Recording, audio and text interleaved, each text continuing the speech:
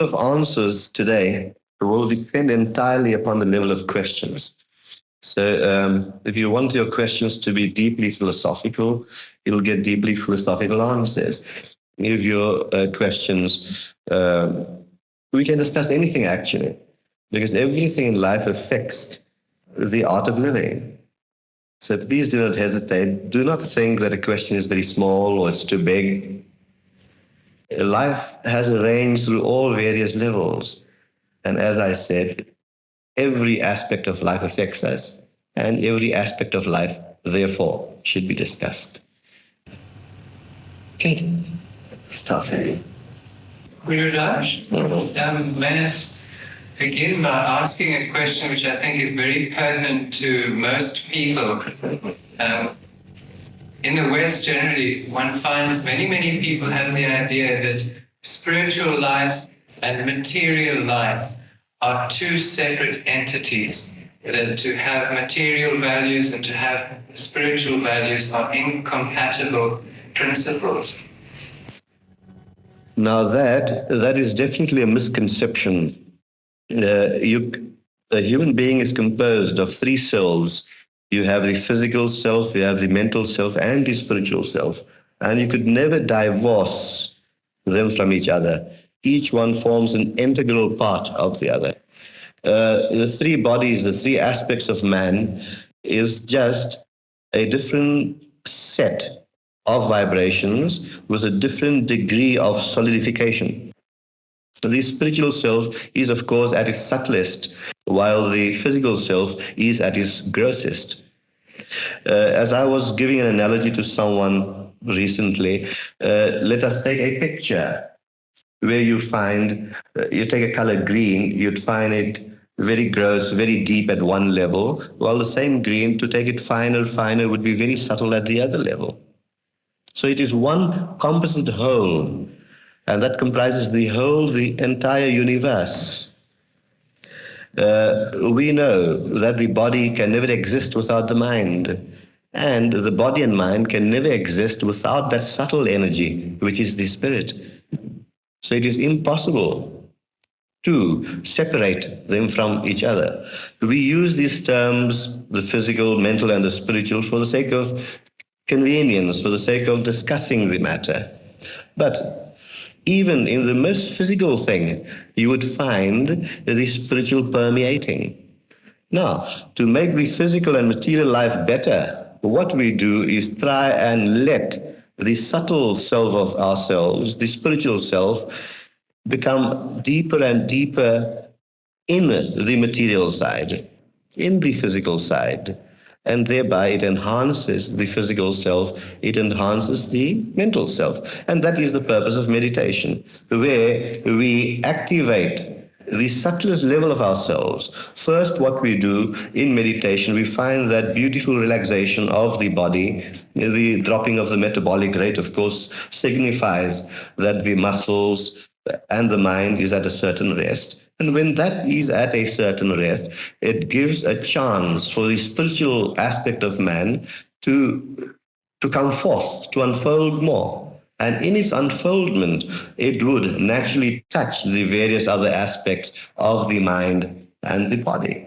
So, what we are doing in meditation is, to repeat again, activating the spiritual self so that it would help and support the mind aspect of man and the body aspect of man.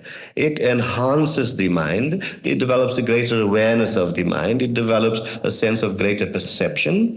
And as far as the physical body is concerned, if there are any imbalance in the physical body, we are actively drawing on the spiritual self, which is a great force, which is a great power, and that slowly encompasses our whole body and therefore makes our body better. It creates a greater refinement in body. In our experience, we have found that people suffering with certain diseases, by drawing on this power, they do alleviate a lot of the physical sufferings as well. Then we find people with a nervous temperament that are very nervous. Now, if the spiritual self can support and act as a balm to the nervous brain, to the nervous mind, it softens that nervous mind. It brings it greater calmness. And when the mind and body and spirit are brought together to act in unison, to act in harmony, a person becomes more and more stable. Because now he does not only have to depend upon his physical energies, he can harness the mental energies in his physical and material activities, and still more, he brings forth the latent spiritual self in him, that subtle energy, that subtle force, which is all powerful. We know, according to physics, that an atom, a very small atom that cannot be seen by the eyes, has so much power it could blow up Table Mountain. So in that way, the subtle energies in ourselves is so potent that if we only give it a chance through meditation to unfold itself, it benefits a person in every respect and in every aspect of life. It benefits one in one's environment. If we make ourselves better, we do exude a certain vibration in the environment, and the environment becomes better too. If the flower becomes beautiful, naturally it makes the garden beautiful too. So that is what we do in meditation. So to answer your question, to come back to it, it is a misconception where the material side and spiritual side is separated. It can never be separated because the one cannot exist without the other. Some of the Vedic scripture says that I exist because God exists, and God exists because I exist. You cannot separate them two. One is an integral part of the other. What happens is this, that sometimes the material side takes greater dominance. It predominates the spiritual side, where the spiritual side is subdued, while the ideal would be to let the spiritual side dominate. Let the spiritual side be predominant so that the physical side, the material side could become more and more richer. And which it does. Good. Yes, yeah. Just to carry on from Yeah, that, please do. I don't want to take up too much time asking a question, but it seems a very interesting point to take from there. You've mentioned the value of meditation as developing these inner spiritual qualities, inner spiritual potential. You don't develop them, you unfold them. Mm-hmm. Good. And it would be very interesting, I think, to hear a little of the relationship a guru would have to meditation techniques, because I think a number of us here are familiar with different paths, different techniques that are offered in the world. And quite often one comes across what would be termed as do-it-yourself techniques or do-it-yourself meditation. And in the West, this is the general conception, actually. And it would be interesting to know what the difference is between other systems and ours. As we are doing, to be guided by you. True. Well, that is where we differ from many, many other movements. And before I've taught anyone meditation here, I've explained this to them, that every person is a unique entity. And if a person wants to become a doctor, and if he studies all the books on medicine or the various drugs, he might just be using the wrong drugs and kill himself. But if he has an expert professor to teach him how to use those drugs, then of course it would benefit him. Likewise, in our system, as has been explained before, every person is a unique entity, and because of that, there is a particular method, a particular mantra that has to be given, if mantras are required in many cases, to suit their own personal vibrations. Now, as I've repeated this over and over again, perhaps there are some people here that does not know about it, that everything in existence is nothing but vibration. These vibrations solidify themselves into gross matter.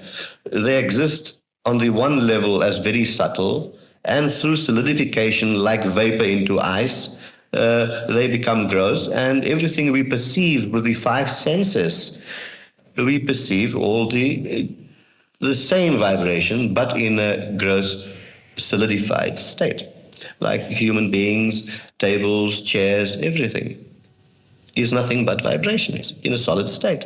So those vibrations naturally would have to have motion. And wherever there is motion, there must be sound. Now, apart from the five senses used by man ordinarily, there are other latent senses in us that could perceive those vibrations at a far subtler level. They could perceive the vibrations, the impulse from the time of creation. Gurus that are trained to do this, that have acquired this ability, can go deeply through his meditation into the primal vibration of a human being. And if a mantra technique is given, it would be based on the particular vibration of that particular person. Now, a mantra is normally a holy word. A mantra is a gross expression, an audible expression, which is based upon that subtle impulse, upon that subtle sound, which the guru can hear. So, if a person meditates on his own, now of course, the subtle sound a person emanates has a lot to do with his spiritual status. Now, a mantra is given that would lead a person just a bit further than his spiritual state. So, when a person meditates on that mantra, he would find that mantra very harmonious because it is him, it is his entirety. In the Bible, it is said about the word, you all know that. First was the word and the word, etc. You know that. And this has the same meaning. So all our teachings are based upon universal truths. This you would find in the Bible, this you would find in the Vedas, this you would find in Buddhistic literature. You'd find this, that everything has been created by sound. In other words, the manifester had to manifest himself first through the medium of sound. At first, if you can picture yourself a very calm lake, very calm, then a ripple starts. When that ripple starts, there creation begins. And at the starting of this ripple, there is, the ripple itself is vibration. And the motion the ripple has created creates a sound. So, people that are trained can go back in an individual person's life and his past lives right to his primal sound. And that sound lingers. That sound is there, modified in most cases through the process of evolution. And that sound can be heard at the particular level of the person.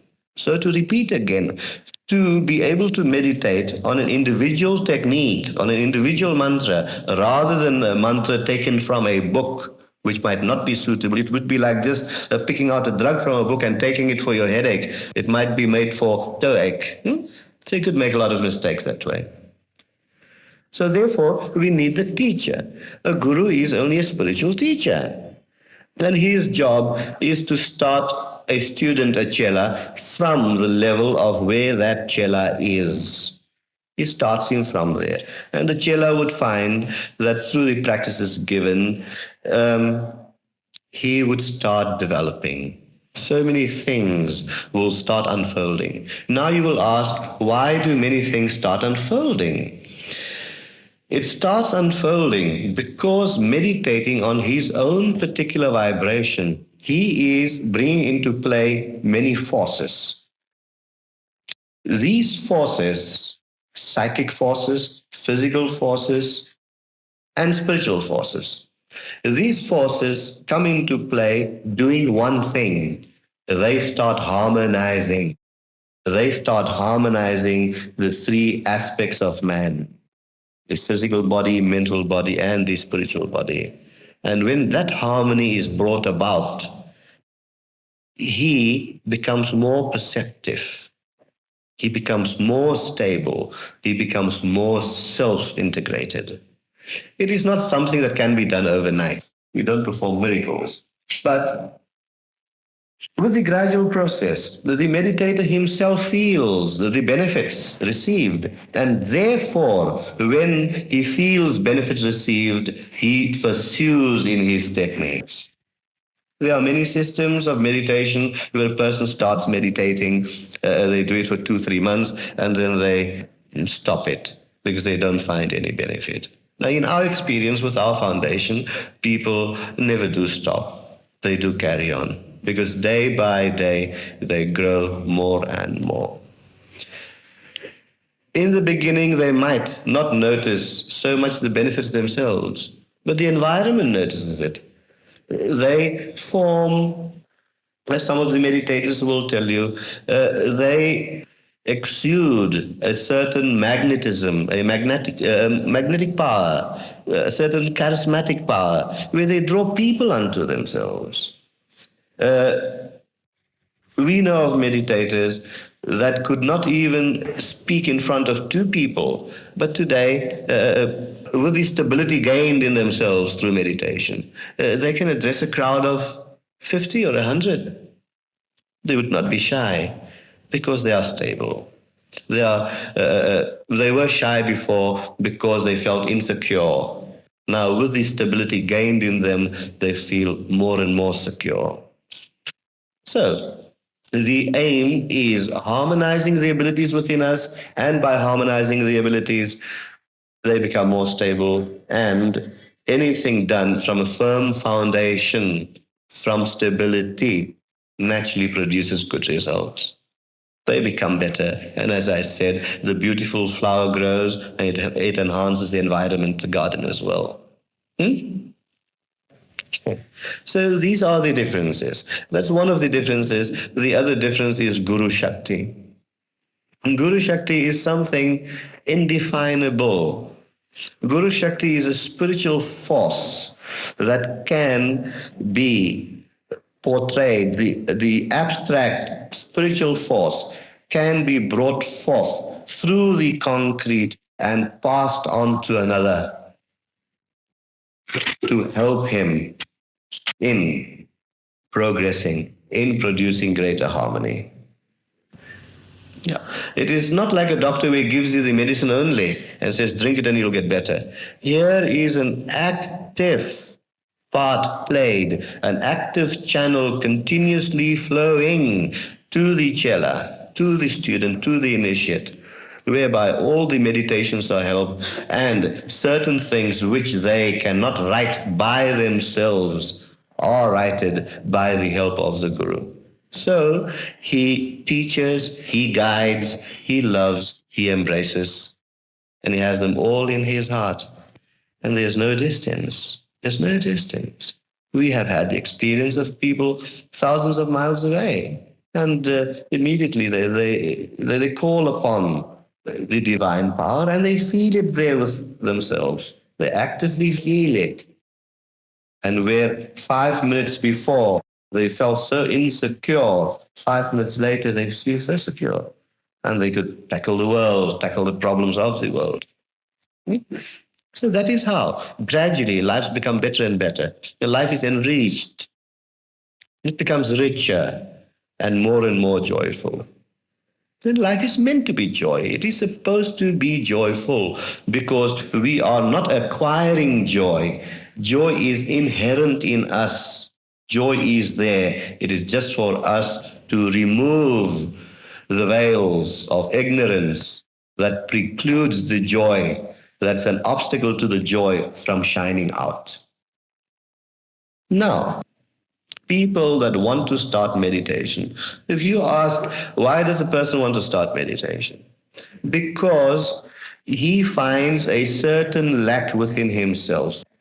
He has a certain yearning, a yearning for betterment.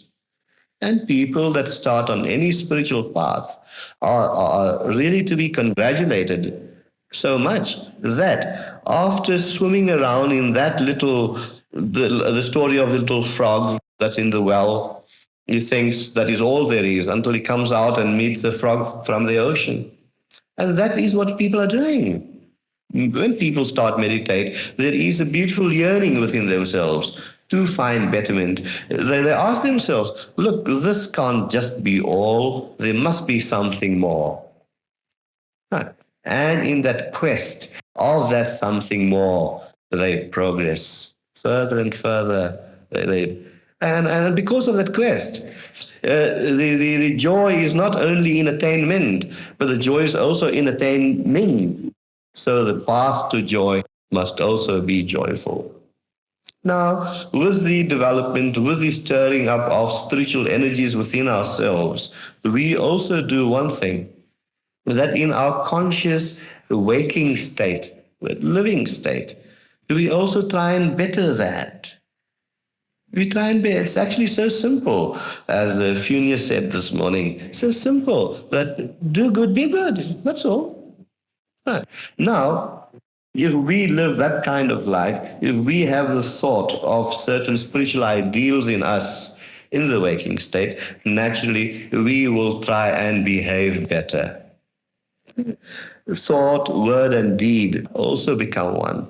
And the spiritual powers that are now awakened in us help us to make thought, word, and deed work in harmony. And what happens by having thought, word, and deed in harmony? We become more loving. We start loving people. And when we start loving, we become lovable. You see the effect it has. You just cannot separate one from the other. If I am loving, then I know I also become lovable. So it's a circle, ever widening circle that starts with two people, and it widens until the whole universe is embraced. And then truly, in the words of Christ, can man say, I and my Father are one. Yes. Then I and my Father becomes one. We reach this stage of Christhood. We do. And then the whole universe becomes one. All thoughts of duality ceases when you say me and mine or you and yours. That ceases. It's just us and ours. Now this can start very well in household life, between husband and wife, between boy and girl that wants to get married. All these thoughts ceases. We somehow, by our actions and by our spiritual practices, cease to think in terms of duality. So earlier when you spoke of people separating materiality from spirituality, that stops ceasing. And then we see the H2O in water, hydrogen and oxygen becoming one in water. There might still be those two elements when we speak of it from the relative level. Naturally, from the relative level, there would be dualities. But as we go and proceed to a finer and finer degree of relativity, so the duality too diminishes, until the separation of hydrogen and oxygen becomes one in the water. And water is very life-giving. The water is refreshing. And so in that way, we are so refreshed to tackle everything. Now, when we go beyond the laws of opposites, that is duality, pleasure and pain, and sweet and bitter, as we start going beyond those laws of opposites, then we do really find the aim and end of all existence. That is the point where everything just becomes one. Just oneness. And when that oneness is there, Who can hate who? How can I hate you when you are me? Yeah? Like that. Well, that is to give you a brief glimpse of the purpose of life. But we could never reach Salisbury if we don't start going there. So we start. We start from where we are, and that is where the Guru plays his part. A real Guru should have the ability to assess the evolutionary state of a person. He should be able to know the mental makeup of the person and how it affects him in his daily life. So, in our system, it is not only the heart that gets developed, but also the mind gets a better awareness and the body becomes better refined. There are many systems in the world that get stuck in analysis only, and they get stuck on the mind level.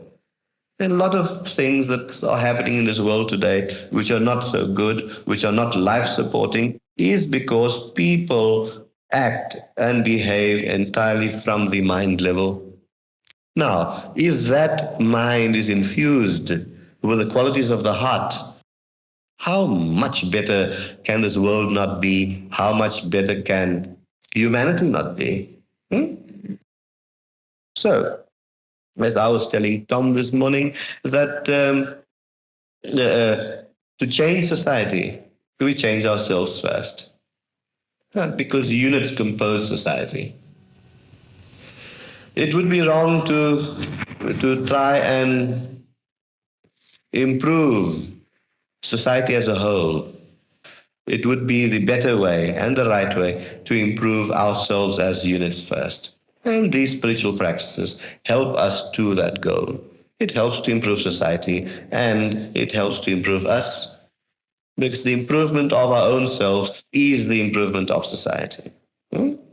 I'm sure you must have had the experience where there's a lot of gloomy company and just one person walks in and it changes the whole atmosphere. I'm sure everyone has experienced that.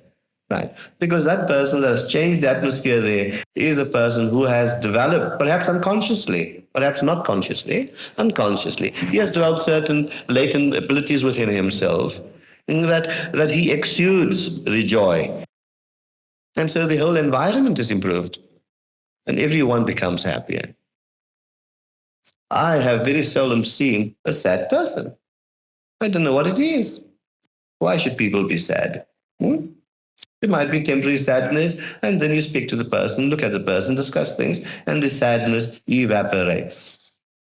So, why did it evaporate?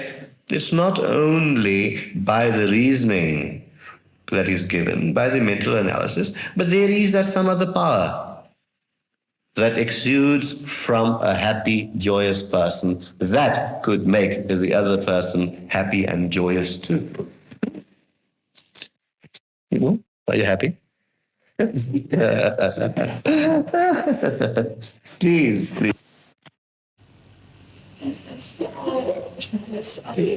Applying various develops spiritually with this meditation, surely the management given must be outgrown and I was eventually need a new one to develop a new status, spiritual status. That depends on the person. That depends on the person. The teacher would know that when the pupil has finished one lesson, does the pupil know the lesson well or not? Then the teacher puts the pupil onto another lesson. Know that there is always contact. Contact is never lost. By initiation, a bond is formed where there is no time, where there is no distance. Contacts are forever made. And that is why we get hundreds and hundreds of letters from all over. And we know by those letters what should be done and what not should be done. But the mantras that are given to people are of such a wide range, from their level to another level, which is very wide if you measure it in earthly terms. Perhaps a person might have to stick to that mantra for a few lifetimes. Or perhaps in 3 months it will be changed. Whereas there's drugs to the mantra could probably grow with you, or you could start because you don't need it anymore. In other words, it's not like True. There would come a time where you'd be nothing, where you would need nothing at all, because you are it all.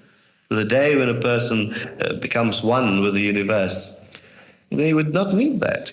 He would not need that. Then he would use it for just a bit of relaxation. That's all. or perhaps to bring him back to the memories of those times, so many lifetimes ago, perhaps. Yeah, those were the times of trouble, and now is the time of happiness. And then you look back and say, oh, yes, those were terrible times of trouble. And what it does to a person by looking back like that, it makes a person more compassionate. It makes a person look at others with an equal eye, with compassion and with love, and not condemn. You'd say, come on, my son, don't worry. I've also been through those stages. I've also had it. May I ask this question? Please. Some of us perhaps have learned through this way of yours tremendous thumb forward in a certain direction, helping other people in certain ways. When would we know if we need a different mantra to give us more strength? How would we know? Didn't know that our mantra would ever change until you just mentioned it. You would know. The strength is coming to me, so I wonder if... Very beautiful. Very beautiful. Let the strength come. And you'd be told immediately what to do next. I would just... When the pupil is ready, the master is there. Yeah, the pupil is ready, the master is there. And the master comes in so many forms and shapes. It's not only Guru Raj that you need. Yeah. The whole idea of the external Guru is to awaken the internal Guru. I am only a channel, a means. There will come a time where you don't need the external Guru, because the internal Guru has been awakened. But inner beauty is awakened. And then you ask the questions to yourself, and you'd be answering. Perhaps. Yeah, yes. Oh, yes, it works very beautifully. Yeah. Actually, when you were going to your next life, would you be aware of mantra and essentially doing this stuff? When you go into your next life, In other words, it is not necessary. It is not necessary for you to carry with you the memory of this life. So it's not necessary that you carry with you the memory of your mantra.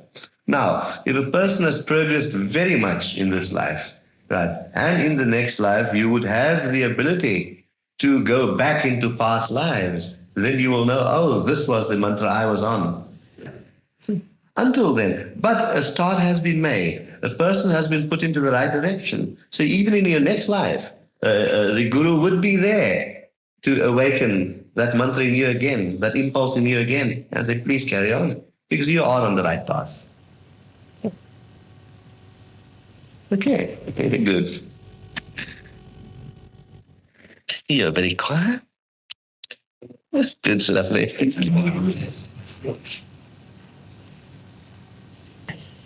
To help a temporary anxiety, just stop process. Unable to get a telephone call if I wrote her down who's been trying to get through to me. He was in some sort of horror. Well, now, that is a sort of temporary passing anxiety to be resolved somehow. That's the miracle to it for just in the night. It wasn't anxiety. Every time I'm telling you. Well, what I normally do say is, when you feel anxious, sit down to meditate. Yes, and of course, by meditation, it brings a great calmness of the mind and body. And when the mind and body is calm, anxieties would cease. Now, we living in this physical world, there would be things like those. The ocean will be turbulent with the waves. It would be turbulent. There have to be these waves. But then we do know that within, under, deep down the waves, there's a beautiful calm. So then these anxieties too should be viewed very, very objectively. You ask the question, why should I feel anxious? What is the worst that could happen? Yes. Once we start asking that question, what is the worst that could happen? Automatically you find a greater strength within yourself because you would be looking at the situation or at the thought objectively. Then you develop the idea that I am not the doer. This I is not the doer. There's a greater I within that is the doer. Now, by adopting that attitude that I am not the doer, but the greater I is the doer, we learn the art of acceptance. Once we learn the art of acceptance, greater humility comes to us. And once we have humility and acceptance, nothing can really hurt us or harm us, really. And by that way of looking at life, we do not get away from the joy that is inherent. We still dwell in the joy. You say, what is the worst that could happen? Now, there are two kinds of people that could say that. The one could be an irresponsible person, would say, so what? And then the other person would say, so what? Through strength, through compassion, through humility, through acceptance. Because in this lifetime, there are many things that cannot be changed. For example, a person is blind and his optic nerves have been so severely damaged, that person should not look for a miracle to find eyesight. He is in that position because of certain karmic debts. But the attitude that person can develop is this, that I accept my blindness, but I do know that by having one of these senses destroyed, there would be another sense more developed to compensate for it. Now, what use am I going to put that other sense that is more developed? The person that loses his sight might develop his hearing ability to a greater extent. Fine. So, that person should concentrate more on his hearing ability and put it to such great use that he would not even miss the loss of his eyesight. A lot in life depends upon the attitude we have and our perspective towards looking at things. So like that, if we develop the attitude, what is the worst that could happen? So we are governed by certain laws of nature. And because of that, certain things do happen, and we accept it. What is the worst that could happen? Yeah. The worst thing people fear is death. That's the worst that could happen to a person. And yet death is just going through a door to another life.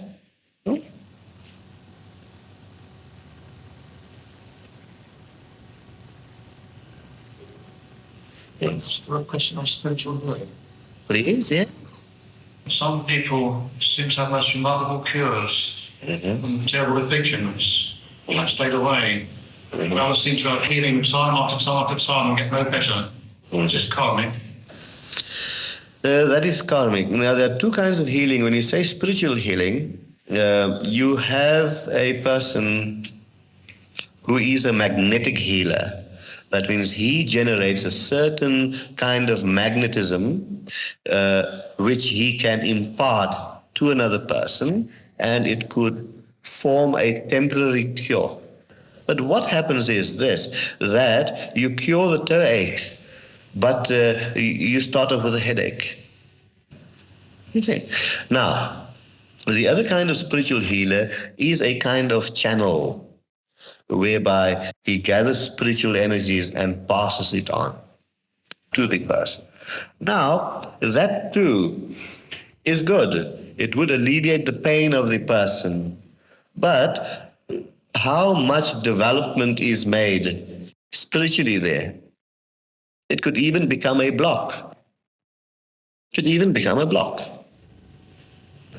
Because all our troubles and all our karmic debts, we have to work out ourselves. No one can do that for us.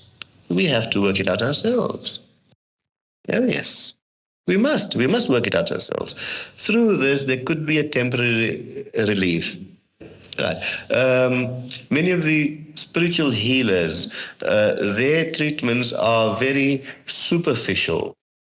They can heal things superficially, but they could never change the cause of one's spiritual life.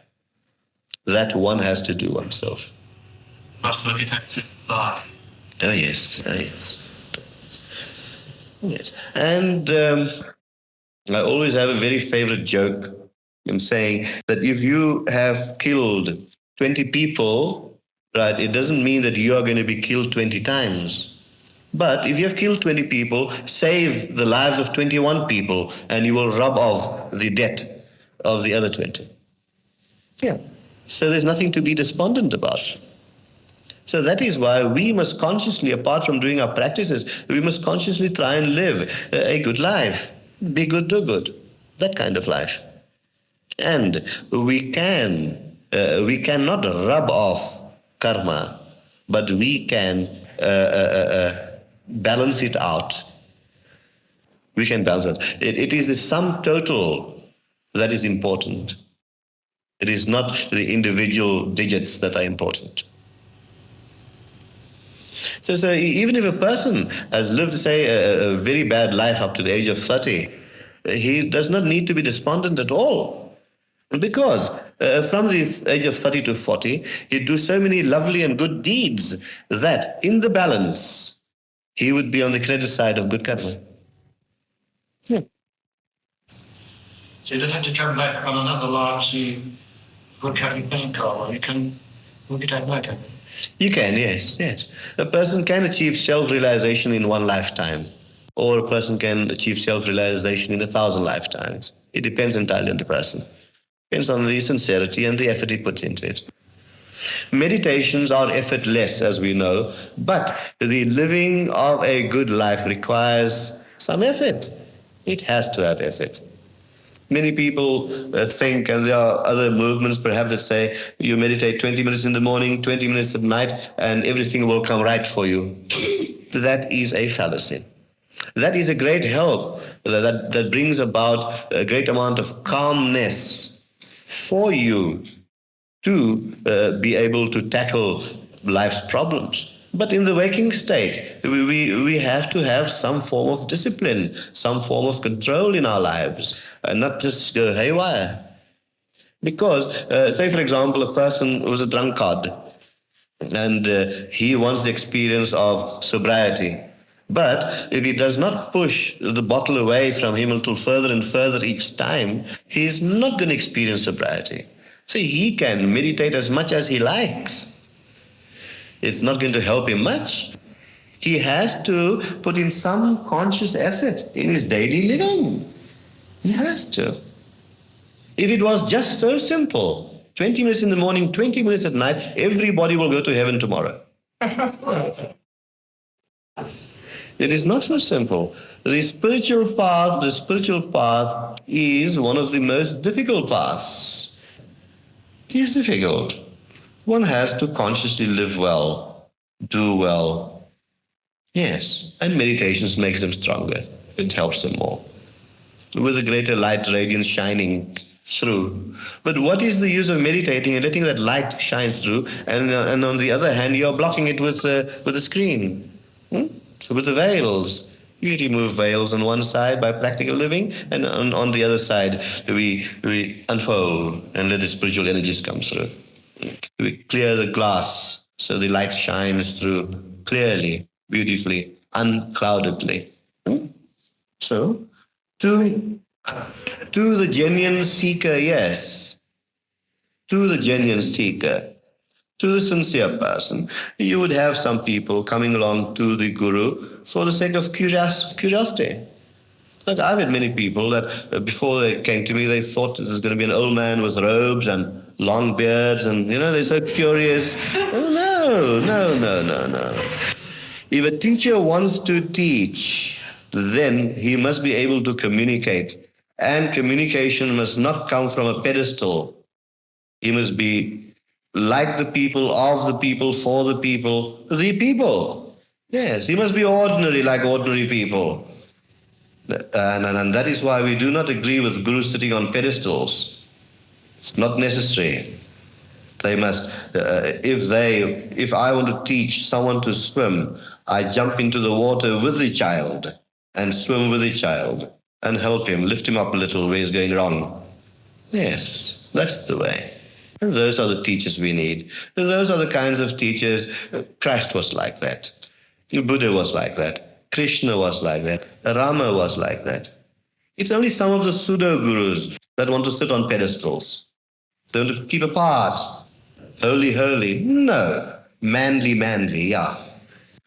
Be a man. Be with the people. Yes.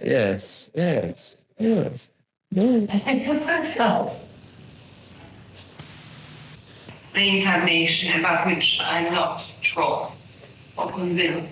When I did ask him about it, he's a very open-minded man, but we said, no, one life, one thought, one opportunity, one punishment, one reward. It's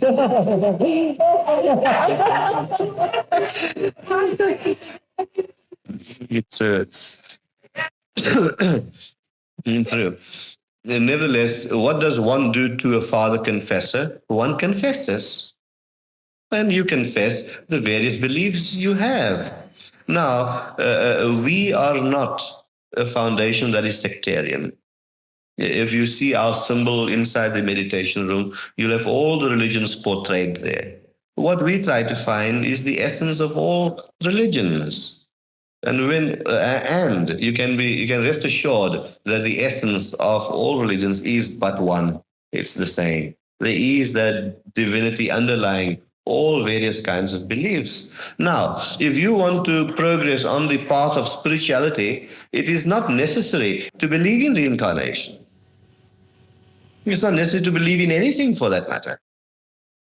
You just carry on doing what feels right to you, and you would progress. Now, normally between guru and chela, there is a communication. There is a certain mental level. There are certain principles that are intuitively agreed upon. So, the best way to do things is to go to a guru that has very similar thoughts to ours and progress from there. And when we have passed standard 1, we'll go to standard 2, and in the class of standard 2, there'll be another teacher. Standard 3 will find another teacher. Standard 4, another teacher. So, talking of reincarnation, it is something that cannot be proven in a test tube. There is something that can be known by direct experience or by inference. The scientists or many people have come forth with a lot of factual evidence which infers that there was a life before. Good. That is taken as a basis. The other argument for reincarnation is this, that if we regard divinity to be just and fair, then why would one child be born in terrible suffering circumstances while another born so happy and that has everything he wants? Now, if divinity was fair, why should it be unfair to the one and so good to the other? Now, these things are taken into consideration. Many people have given affidavits, and we have read many articles in papers where people seem to have known things about their past lives, and they go to places and then they describe these things even before they go there. through illiterate people. Now these things seem to prove that there was and that there is incarnation. I was told by someone that reincarnation was even in the Bible until the Council of Constantine. Nice era. Yes, I had there proportion. Yeah, and they, of course, pardon? 450. 450 AD. Yeah. And then, of course, the teachings were sort of put in a certain mold to suit the people or the rulers of that time or the church elders of that time. And that is what people go by. But I would say again to you that even if you believe or you don't believe in reincarnation, who could ever deny, what religion could ever say that to do good and be good is wrong? Yeah. So even if we believe in reincarnation or not, how we improve this life, that is important. What a person is going to be in 20 lives time, after 20 lives, that is not important. The important thing is this life now. What are we doing? And through the things that we are doing, how much happier are we becoming? That's the important thing. And then, of course, we do insist on one thing, that nobody in our movement, nobody changes the religion. A Christian must become a better Christian, a Muslim a better Muslim, a Buddhist a better Buddhist. Oh, yes. As long as the human values of a person becomes better, becomes elevated, that is what we want. It's not what church he goes to or what beliefs he has. Because basically, the principles are the same. Like Ramakrishna says, that all religions come from different directions and ultimately become one in the same ocean. And that's what it is.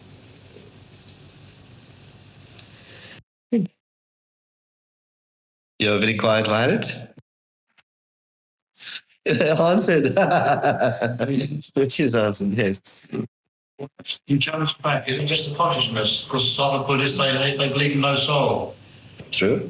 But some people do believe in the soul, and so it comes back. What actually is it? Just the consciousness. It's the development of the consciousness, a broader awareness, a greater and greater awareness, whereby you encompass the whole universe. Does that do with the soul, sure? Of course, it has to do with the soul, but believing it or not has nothing to do with it. You can find an atheist, a chap that could deny God, but he would live his life so beautifully. I would regard him to be the greater theist. Yeah. To live a life more beautifully, he is a better theist than the theist who goes regularly to church Sunday mornings and is a hypocrite.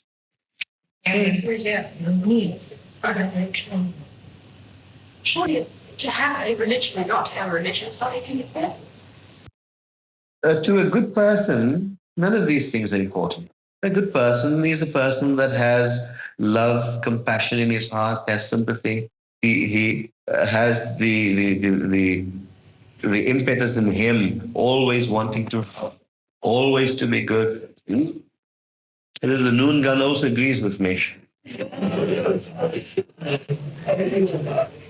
Well, if you have the best timing, who had the better timing, you or the gun? We agree that the spirit and the mind and the body all together create harmony, and harmony creates love. Now, how happened that, during the centuries to the world, we lost, we still got, say, a physical appetite. When you're hungry, you got better when 20 years ago, 2000 years. How we lost the sense of harmony? Why we, all the world today is so disharmonious? So? Disharmonious. Disharmonious. Man, they're not harmony. Why we lost first? We know that meditation will give us this harmony. Mm-hmm. Why nobody knows about it? Why the people is lost? Mm-hmm. True. Now, people think that the world has evolved I do not think so, really. Perhaps the world has progressed technologically, but spiritually they have not progressed. There was just as much sin and crime during the time of Christ as there is today. So it's not a matter of losing anything. It's not a matter of losing. We could never say that the people of those times were better people than those of today, or the people of today are better people than people of those times. Nothing has been lost. And meditation is such an individual thing that you will always find a certain amount of people throughout the world that will always be progressing on the spiritual path. They will always be progressing on the spiritual path. So it might be lost to many, but there are still some to whom it is a reality. And the more those that know of the reality portray to others, they would be helping others in that way. And in helping others, they'd be helping themselves more too. There will always remain this imbalance as long as the universe exists. It can be explained by the three gunas, which is a very long subject, really. Rajas, Tamas, and Sattva. Those are the three primary elements that created and caused, that is the cause of the imbalance in the universe, and which constitutes the universe. Until those three elements, Tamas, Rajas, and Sattva, come to a state of equilibrium, all this will go on. And it might take millions and millions of years for it to come to that state, as far as the human being can So concerned. nature as such is perfect. Ours from us. Yes. Nature is really nature perfection. Nature is perfect. It is only man that is also perfect, but has drawn imperfection upon himself, that has superimposed upon himself these imperfections. And because it is a superimposition, they can easily be got rid of. They can. The superimposition they are still from the part of nature. All nature should give allow.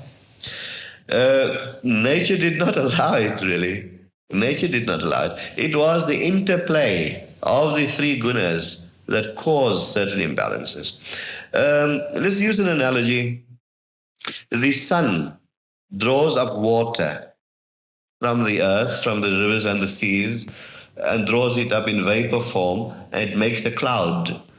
Now, when it makes a cloud, it prevents the sun from shining through, and we find darkness. Right. So the sun that made the cloud is making the sun dark now. So these are workings within nature. There are times when these three gunas, the one predominates the other. And when the cloud disperses, the sun shines in its full glory again. And who helps the sun to disperse? The sun itself again. The cloud to disperse? The sun, because of its heat. So like that, it goes on and on and on in cycles. And when the balance is maintained between the three gunas, the Rajas, Tamas, Rajas, and Sattva, then there would be that equilibrium. But that equilibrium is the forerunner of a next cycle again. And this is why everything is eternal. Everything. The subtle energy is eternal, which we could call divinity. Even this physical body cannot be destroyed. This physical body is eternal too. When a person dies, the body disintegrates into its original elements. In cremation, the body becomes ether again, but nothing is destroyed. Nothing is destroyed. One cannot detract 1 ounce from this universe, nor add on 1 ounce from this universe. It is always a change of name and form. The same matter, the same energy, the same one substance. It is only shown in 2 different aspects of matter and energy. It's the same thing. two aspects of the same thing. We were in the rest stages in the world, in which the equilibrium was the chief. And talking about times, ages. Yes. Rare stages. Yes. in the equilibrium. Where the equilibrium was achieved. In That's right. Yes. Yes. Yes. And that keeps on happening all the time until eternity. It's one cycle after the other. And there were cycles more advanced, and people have found proof today of very, very high civilizations, greatly developed civilizations. That just shows that they belong to a different cycle. I have read some ancient books, for example, the Ramayana and the Mahabharata, where atomic warfare was described, where flying airplanes were described, while in this cycle we only know about it now, past 50, 60 years. Ask you something. What do you sort of go into history, go through all cycles, like in our Aquarian age? Like the 12 cycles in the last Aquarian age, there was a civilization who knew about aeroplanes. Yes, true. Because I use the word cycle in a far bigger term, where it encompasses the whole universe. Where the whole universe goes into a state of pralay. That's a Sanskrit word for equilibrium, a sleep type of thing. But yet it contains the impulses to create the next cycle. And so everything starts evolving again from there. I think that the ideas that seem to be coming up are a much more frequent kind of period, where, say, I know certain Christian sects, for example, have a hope that there will be 1,000 years of peace, or something, or 10,000 years of relative peace, at least, throughout the family of man. And perhaps what Thomas asking relates to that kind of thing, where you could actually say, put a date to it, even if that date be something like 200,000 BC or something like that, where one could actually locate in time and relative to universal time, relative to infinity, reasonably near to us, where there would be, say, a period where man was not as full of strife as he is today, where he could live without being in pralay, where he could live as we are suggesting we begin to live now, loving others as a family and not thinking of I and thou, but together, and then we have life together. Yes. Yeah. Why worry about the pralay? No. Yes, it's too far. Too far removed. Like that favorite joke of mine. I think I've told this a few times before. Like a woman heard, she was in England, she heard that the world was coming to an end in 2 million years' time, and she committed suicide. But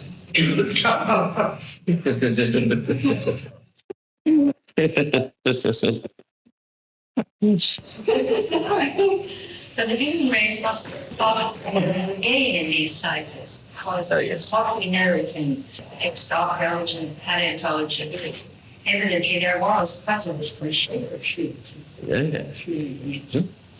True.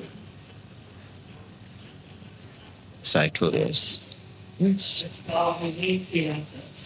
before they went back and started the common day. True. Oh, yes, very true. Very true. He's always there. He's never been away. Krishna speaks. Krishna says that when I'm needed, I shall come again and again, age after age. No. What is meant is that divine energy, the greatest purveyor of that divine energy will be embodied again and again. Yes. Once the human form seemed to destroy itself and then had to start again. does the human form really destroy itself? Well, why do we have to come to a stage when there is Even go right back to the beginning as well. That does not happen in one lifetime, though. No. Millions and millions and millions of years this happens. Yeah. That is the process. That is the prophet. That is the process of nature. And as theological people would say, we come from God and we go back to God. That's what is meant by that. That is the whole purpose of creation. Theologians would say that is the play and display of the Creator. So that question should be asked to the Creator, why do you create? Now I can tell you the Creator creates because he couldn't help it.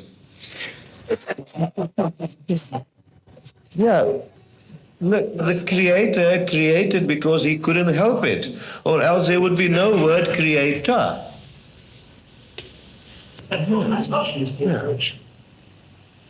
So therefore, creator and creation cannot be separated. If you look at the word carefully, creator, right? Creation is in the word creator. It is its nature to create. It is the nature of fire to give heat. It is the nature of snow to be cold. In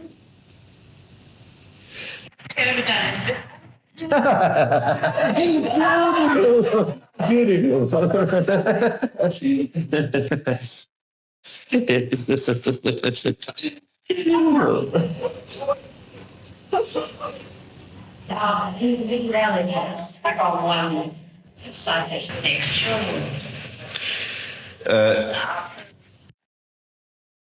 Are you talking of cycles?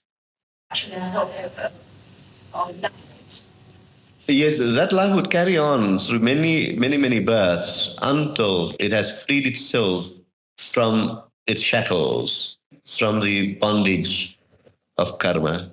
Your Buddhism says that you're free of the wheel of birth and death. I think our question is sort of comes from it's a common fear actually of dying. It's related of losing identity, and as you just said, to go into a big melting pot. What happens is that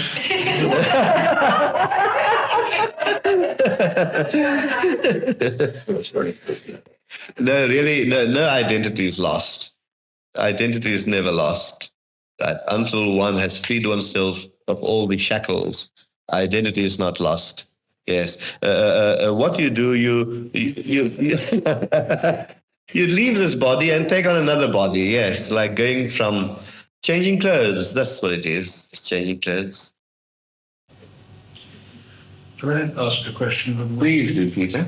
In the commentaries on the Gita, one reads about meditation roasting the seeds of karma. Could you say something about that? In relation to our own meditation? Does it say about the roasting the seeds to karma? Yes. Roasting the seeds of karma? Sorry? Meditation roasting the seeds of karma. Yeah. Now, what is meant there? What is meant there is this: that through meditation, by gaining a greater and greater refinement, and by gaining a greater sense of non-attachment, that whatever karma we do will not be binding upon us, just as a roasted seed can never grow. That's what it means. similar also with relation to saying that meditation removes weaknesses, and one weakness, say that the tendency to thieve, is the seed of many thefts. And if you remove that tendency, you remove the action or the karma. Yes. So for the theft. So by adding strength, you remove weakness, and hence you remove that which is giving birth to Beautiful. Every action starts with tendency. Right. Tendency translates itself into thought, and thought into action. So once the tendency is removed, you are removing the thought, and by removing the thought, the action is removed. This is just remembering a very interesting point now, Richard. You mentioned to us that at some stage, one becomes so refined and so in tune with one's Guru, in other words, with the very life impulse of the universe, that one doesn't need thought, that one's action automatically springs. Yes, spontaneously. All actions are then done spontaneously. When a person is in attunement with divinity, then all actions become spontaneous. And all spontaneous actions in that sense would just be right. Never wrong. Never wrong. Because you are flowing with nature. You're flowing with the current of the river and not against it. And that becomes, yes, and then that becomes automatic. So what we have to do is to develop to that stage first, where you let nature take over. It guides your life. So what's been when you see become like a child? That's right.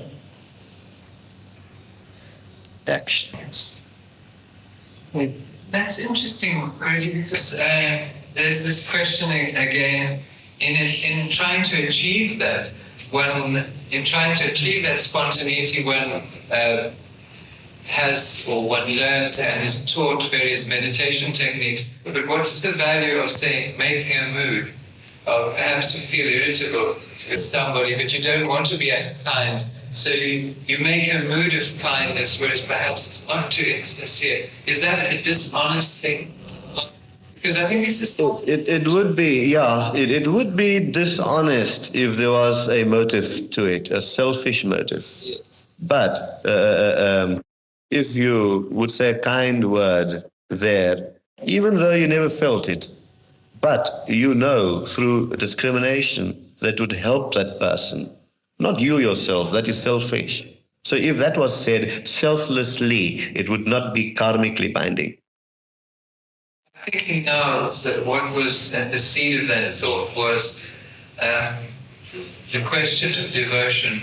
One wants to be devoted, but one cannot mood make love. It's not something that can be conjured up. Is there nevertheless something one can do with the emotions which to begin with could be a mood making? It could lead.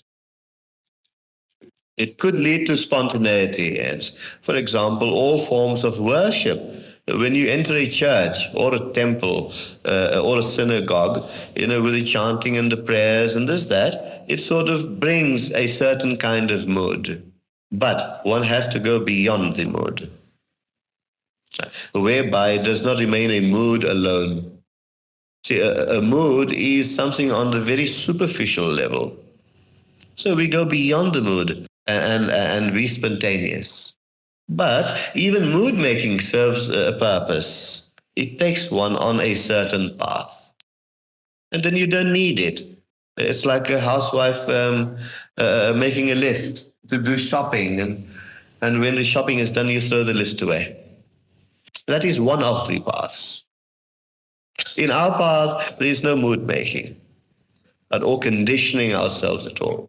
We sit down to meditate quietly with the practice given to us, and moods are not necessary. It is just being ourselves, facing ourselves, and slowly, of its own accord, the mind and the body gets calmer, and that within us, the real I shines forth, unfolds.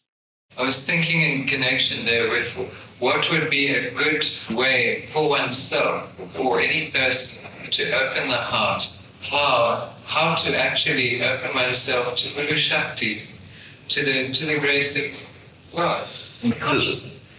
Yes, how to open when one has a meditation technique, one leads a good life, but perhaps one still feels the heart is not yet open enough. It's not wide enough. And perhaps this kind of thought would be inspired by, say, meeting somebody who had that ability to open so fully that they could... To open fully depends entirely upon a person's capacity. Right. But all could be open. All could be open. Oh, yes. And we should never anticipate the fullness of the unfoldment yet. We just go on with as far as we are, from where we are. We should never compare a person who is spiritually highly evolved and unfolded with ourselves, for example. Yeah. And if there is some progress, further and further progress will come. It adds on to a greater momentum, like snowballs. As it goes down the hill, it becomes bigger and bigger. Point, there is no suffering. If we stand at the ocean, we find the waves very turbulent. But if we go up into the sky, a mile up, that same ocean will seem calm. So it depends. Suffering or no suffering depends upon where we stand. From the angle, from the value of the absolute, there is no misery and no suffering. But from the angle and value of the relative, everything is a suffering and everything is a misery. So therefore, by the practices of our meditation, we learn to be in touch with the absolute. We learn to live in the absolute, and thereby we do not get affected by any kind of suffering in the world, because we have now acquired that strength. We can see any kind of suffering objectively. We can see the true web of it. We can see the changeless amidst the change. And then we can truly say, oh, this too will pass away. Then we understand the meaning of that injunction. Right. Now that was the practical method. But what are the mechanics involved? What are the mechanics in how the absolute became the relative? Or did the absolute really become the relative? What is the difference between the absolute and the relative? And what are the mechanics of making the absolute and the relative join hands? Now, can we make the absolute and the relative join hands? No, because they are forever joining. If you can, man must never separate the absolute from the relative. If you can picture yourself a vast sheet of, say, blue color. At the one end, it's a deep blue. At the other end, gradually it fades, until at the other end it becomes a very fine blue. So, that is the relationship. All existence in the universe is nothing but vibration. And when vibration becomes solidified, to use an analogy, as vapor becomes ice. The vapor is in the subtle form and ice is in the grosser form. So in that way, in this blue expanse of paint we talked about now, at the grossest level, we see the deep blue, that is the relative, that is the creation. While at the subtle level of the finer blue,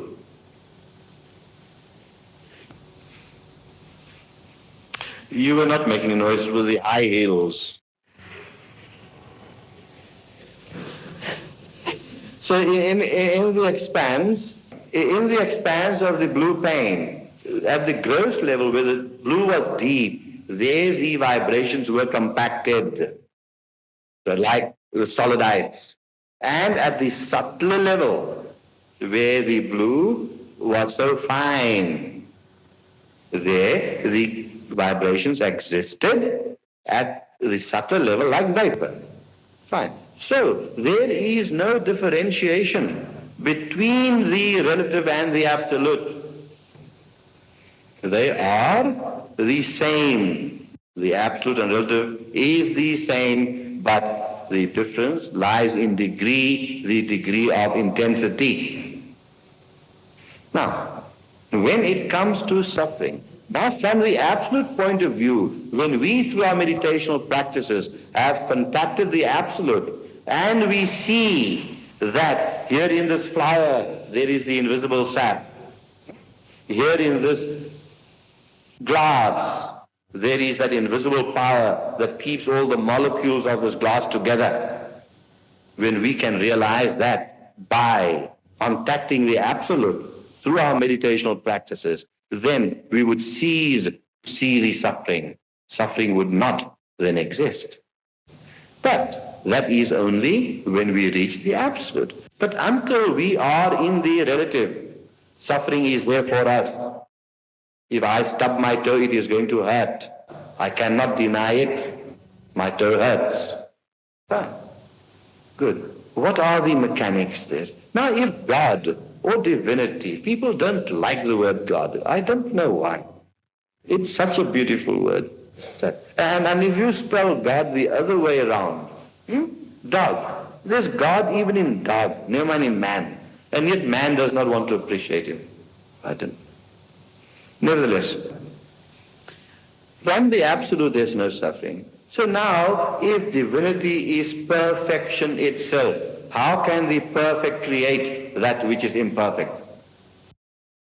That has been the problem of philosophers. If you do not agree with creation, now who creates? Who creates? An artist creates a poem. Why? It wants to express itself. A musician composes a piece of music, a symphony. Why? Because it wants to express himself. Right? An artist does a painting. Why? Because he wants to express himself. Now, who requires expression? It is only the imperfect that requires expression to perfect himself. Because by the means of expression, it wants to perfect himself. But in the case of divinity, we cannot say that divinity is imperfect, because if he was imperfect, then only would he require to perfect itself by creation, by expression. But if divinity is perfect, then it would not want to create. It does not want to express. So what happens here? That divinity does not create. We use the word for convenience sometimes in theology. Divinity does not create, divinity manifests. By that we mean that it is the nature of divinity to manifest.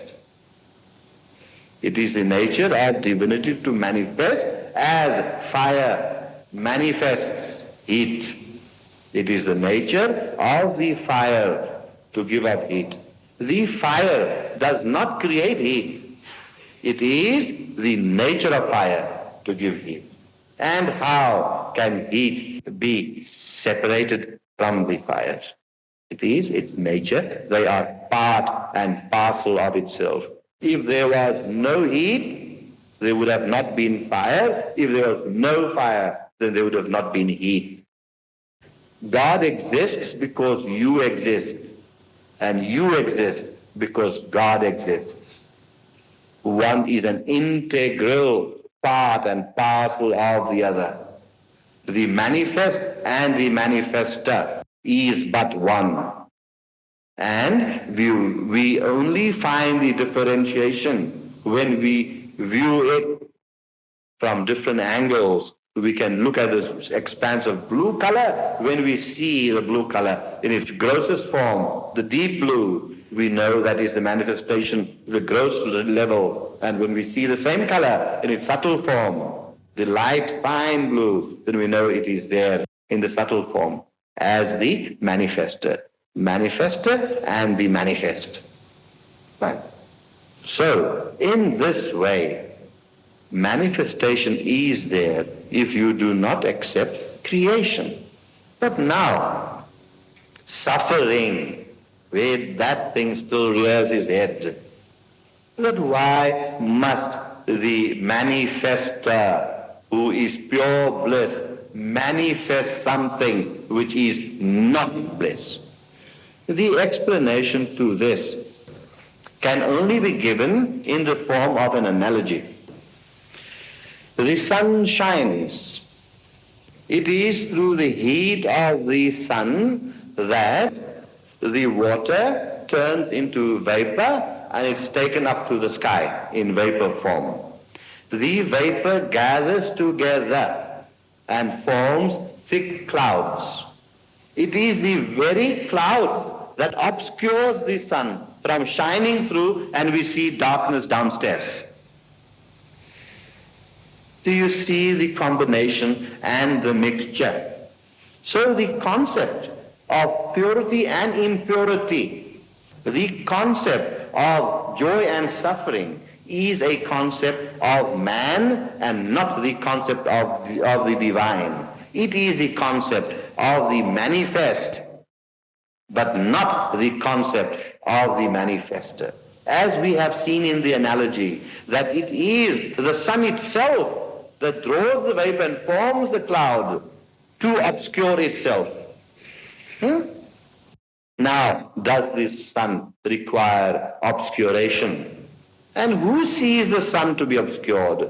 Is those that are down here. We say there is something. We see the suffering. And yet, living a relative life, we feel the suffering. And we have the ways and means of alleviating the suffering. And the ways and means is to meditate, the British Meditational Society way. What is it? Oh, it's 12:30. Shall we? Thank you.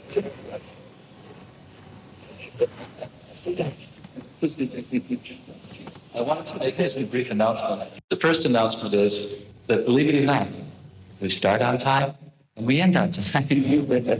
And the second announcement is that if there's anyone here who is not involved in doing these meditation practices and has an interest in hearing more about it, or who knows that they want to do practice or whatever, we have some counsels available in the annex back here. They can come after we've broken up the meeting and meet with the counselors back here, find out about introductory lectures and courses that are being offered. So this is the annex, and I think we won't be meeting back here until 2:30, is that right? Start at 2:30, right. So the doors will be open again at 2 o'clock so that everyone can be settled by 2:30. And we'll continue that at 2:30. Could we end with a short prayer? One more place. Yes. Could we end with a very short prayer for peace? Oh, Shanti Rantarikshagram Shanti Prativi Shanti Rapa Shanti Roshadaya Shanti Vanaspataya Shanti Vishwadeva Shanti Brahma Shanti Sarvam Shanti Shanti Reva Shanti Sama Shanti Redi Shanti Shanti Shanti